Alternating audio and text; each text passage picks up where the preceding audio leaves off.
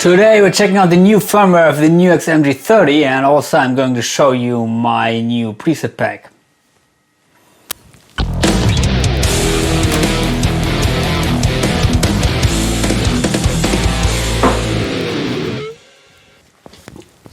Holy shit! Yesterday I discovered that there is a new firmware out for the NUX MG-30. I don't know if it's new actually, but still I didn't get it before. It's the number 403, and it said, well, they made maybe some improvements, and also they added a Mesa Lone Star, which is more or less a clean crunch amp. So I didn't care that much about that, but I've installed it yesterday, and then suddenly all my patches sounded like shit, really. So I don't know what they did. I think maybe they reworked all the algorithms of some of the amps. I was really thinking if something is wrong with my unit, so if you got any similar experiences, please let me know. But most of my presets, especially for my from preset pack Patricia Volume 1, they didn't work that well. So I spent the whole day to rework the preset pack, and now I'm releasing tomorrow the Patricia Volume 2. So yeah, please let me know if you're interested in getting one of these. Maybe some of the presets of the Volume 1 will work with the new firmware, but yeah, you will find out, I think, if you will install it. Anyway, let's take a look at my new presets, and also of course let's take a look at the new firmware. I've opened up the editor for you here, and currently I'm playing my main live preset using the 5150. For those of you who are not familiar with that, my preset packs are available if you contact me on Facebook. The link is in the description below. And so please contact me there in Messenger for further proceedings. And briefly, these presets are follow the same structure. They have 3 scenes. In most cases, scene 3 is a clean scene, which is designed for played on the neck single coil, or in this case Harley Benton Fusion split neck single coil neck humbucker.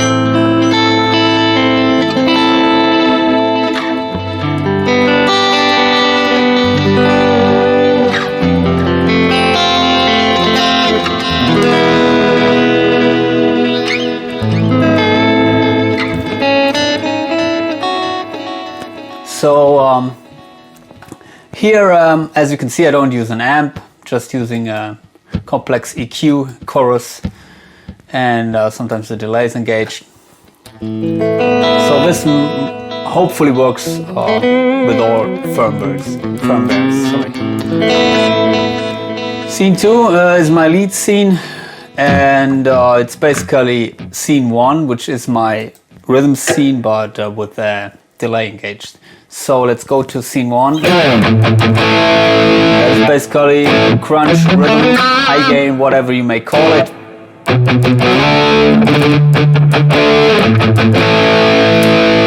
with that sound in the intro.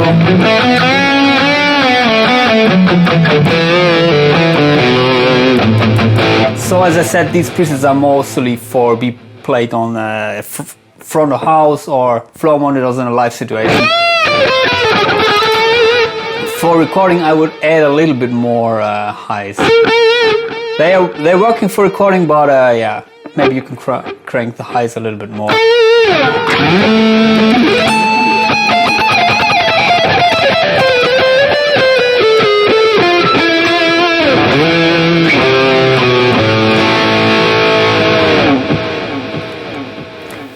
And as you can see, I'm using the steel singer pedal here on most of these sounds, and yeah, also the pedals are engaged here. So if you were using the this 2-button foot switch that comes with the unit, you can switch on some effects like the well, the effects here, which is in this case tremolo. And on the other button you have the tap tempo for yeah, maybe the delay, and also of course for the tremolo. And then you are switching scenes, of course. This button here. And if you are using the volume pedal, it's set basically to go from rhythm to lead. Maybe I can show you. So it's not turning the volume completely off. There's my rhythm, and there's my lead volume. And if you engage the pedal by pushing it hard, then yeah, you will have the wah. And so here is another preset.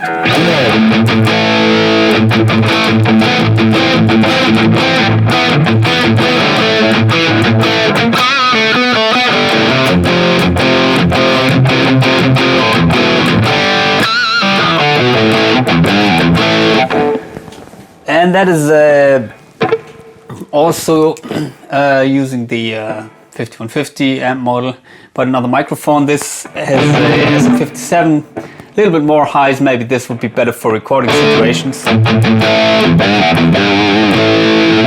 And you have some other variations here with the Royer R21.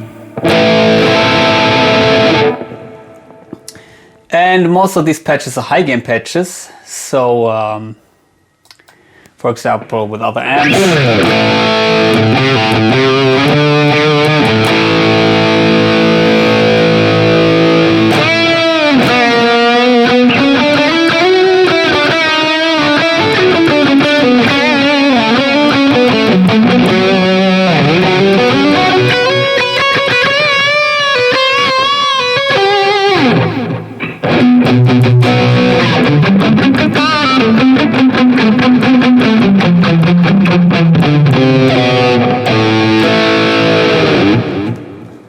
Here you have a little bit of another delay setting for maybe faster runs. And you have the other high gain amps, which are not that many in this unit, but Soldano.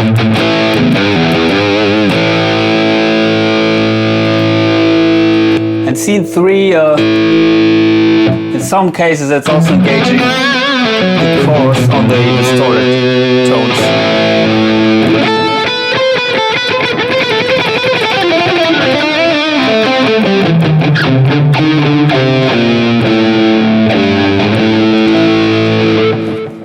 And as you may guess, I'm using the stock IR so that you don't have to install third-party IRs or something. Everything's stock. What is new with this firmware is the Lone Star amp, which is a nice crunch amp. Very dynamic. You will get one preset with that amp too, with the pack.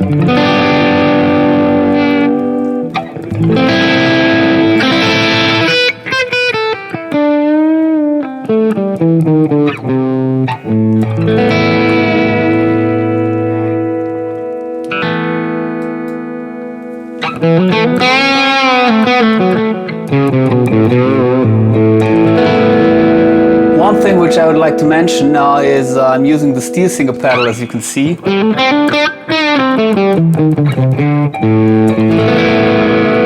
Maybe I can show you why I use it with the high gain. Of course, people tend to use a tube screamer to boost an amp.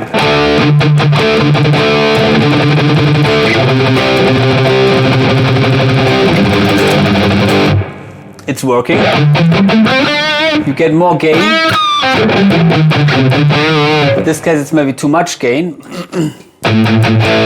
Also, if you try to use a tube screamer like this, like many people tend to do, it's also working, but it doesn't give you the best results with this unit, I found out. So usually I tend to set the drive and the level rather similar, the tone somewhere in the middle.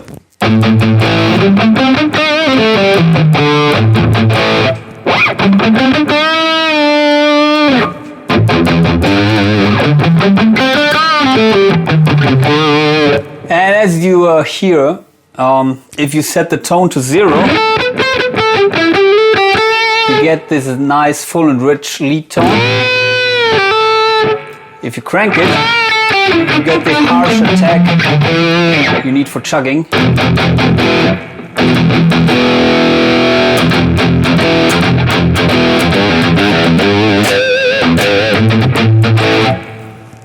And the only thing why I tend to prefer the steel singer here is because this knob here, which is here called filter, seems to work a little bit more accurate in this pedal. As you can hear, it's still, even if you crank the gain a little bit,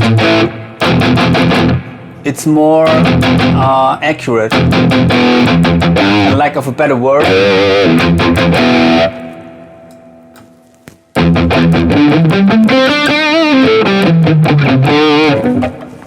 And my rule of thumb is if you use this to boost an high gain amp, then I set it a little bit higher here, the filter, because you don't need the lows. Sound will get a little bit muddy. But for example, if I'm using it with a plexi, preset that comes also with the preset pack. This is the steel singer disengaged. If I engage it with the lead scene,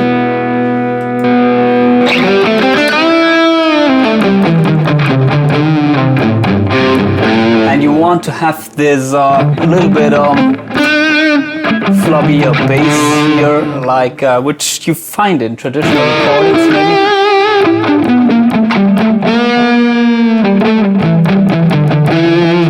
Then you can set the filter here to 0. If you set it a little bit higher, suddenly you get this harsh treble-ish sound, because the amp is not compressing that much like a high gain amp would do. So that means you're getting more of the character of the guitar signal that's coming from the guitar in the resulting sound. The high gain amp, you can cut the lows, and the lows will be added in the distortion stages again, so you don't hear the actual guitar signal that much. But here it's the case. So with these amps, I'd rather set the filter a little bit. You can play around with that, so that's a little trick. Other than that,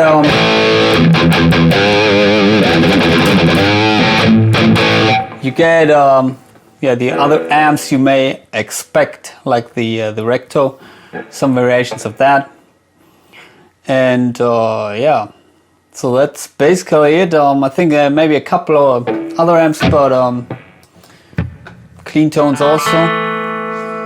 But so let's play a little bit with that.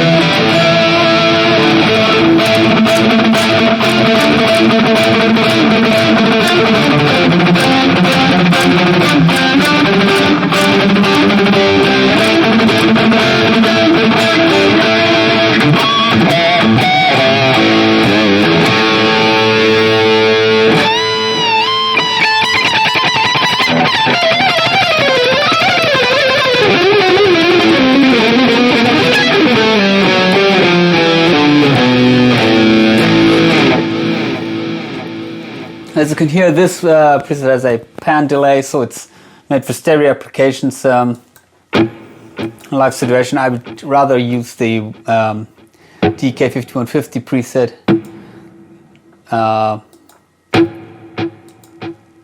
Also comes with the stereo delay, but it's a little bit more subtle here, I think.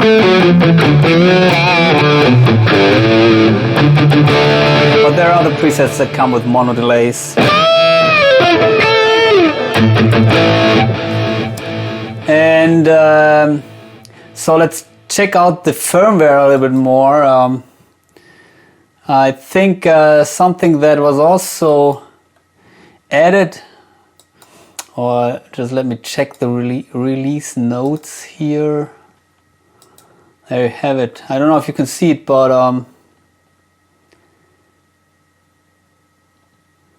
there we have wah, engage, disengage rear control foot switch. You can disengage the wah. Nice. Fixed Brit 2000 Fender Princeton switching noise solved, also nice. Change maximum volume values of the expression pedal range. Okay, so that is not a revolution, I'd say. What I personally would like to get with the firmware updates is a widener effect, and also a little bit work on the EQs. In these presets, I'm using the 10-band EQ for the clean scene, as you can see, and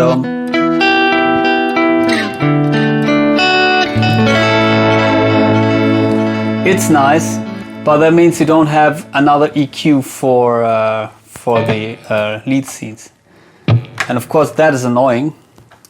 In some other presets, I'm using or I'm heavily using the Parametric EQ, but that is also only a 3-band EQ.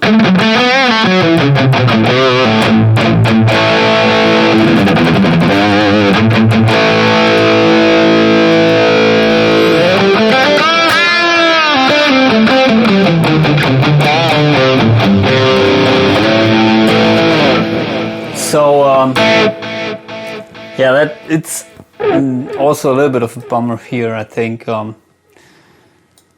put it here, that it has only this 3-band EQ.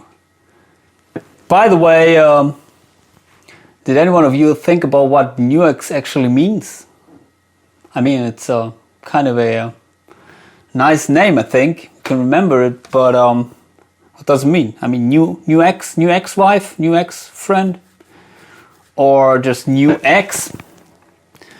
Or my personal guess is maybe like new AxeFx or something. But honestly, of course, yeah, AxeFx costs 10 times the price of the NUX, so I think it can compete with that. But that said, for the price, so it can sound nice, especially with my preset packs, of course.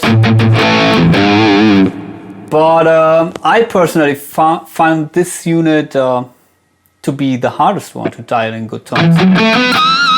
And as you may know, I own most of these modeling units which are available today. Yeah, but this is the one that gives me the hardest time. So what are your experiences with this NUX? You like it? You don't like it?